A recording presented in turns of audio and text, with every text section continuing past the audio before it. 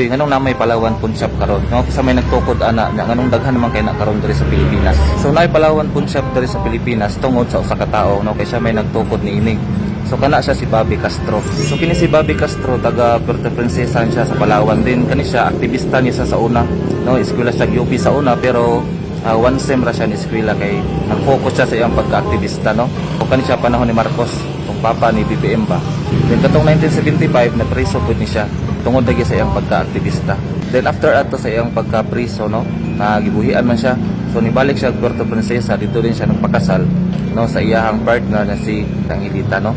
So after sa iyang life dito sa Manila, no, after sa iyang pagka-aktivista, balik siya sa Palawan para mag-focus or mag-focus sa iyang bagong kinabuhi.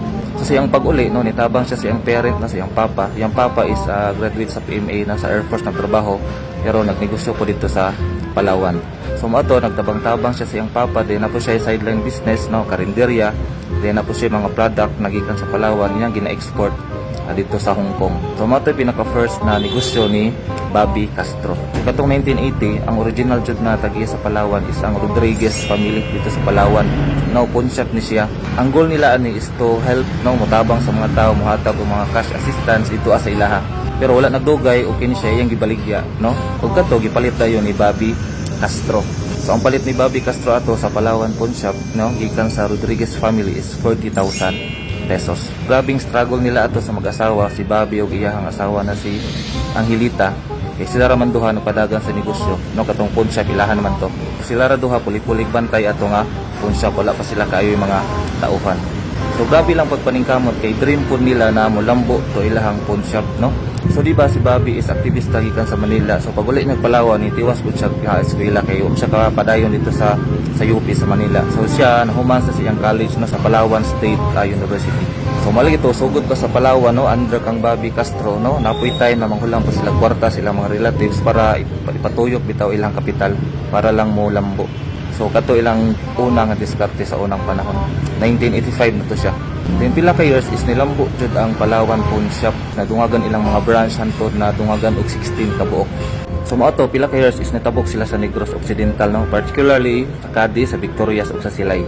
So kuya pag strategy si Bobby Castro kay ilang style sa una, no, kung tukod sila branch dito sa laing lugar is dito sila sa lugar na wala pay nagtukod o nagnegosyo na pawn shop na pareha sa ilaha. Di para sa uban negosyante na kung magtukod sila ilang taparan ng uban bitaw, no, mabinay kasagaran na hitabo ron. Kung ay na nakauna, example milk teahan, tapadan like another milk tea, barbecue, tapadan og laing barbecuehan, no.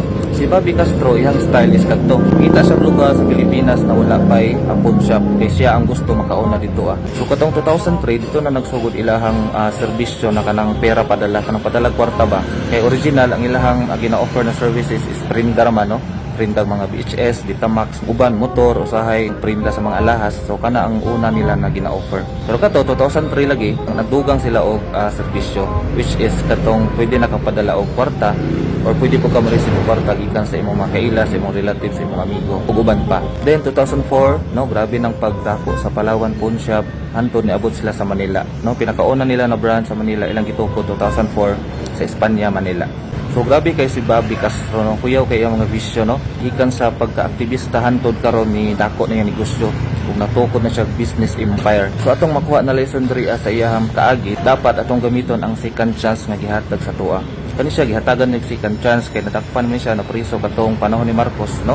O wala siya na priso panghabang buhay, itong gibuhian siya, balik siya sa Puerto Princesa, nagtukod siya og negosyo. Then hard work og dedication, no. Kung nakay gusto kabuoto, nakay dream nga gusto kuhaon, imo jud na siyang haguan og maayo para makuha nimo. Di jud kamundang hanto di imo siya makuha imuhang dream. So mato istorya ni Bobby Castro tag-iya sa Palawan Pawn Shop.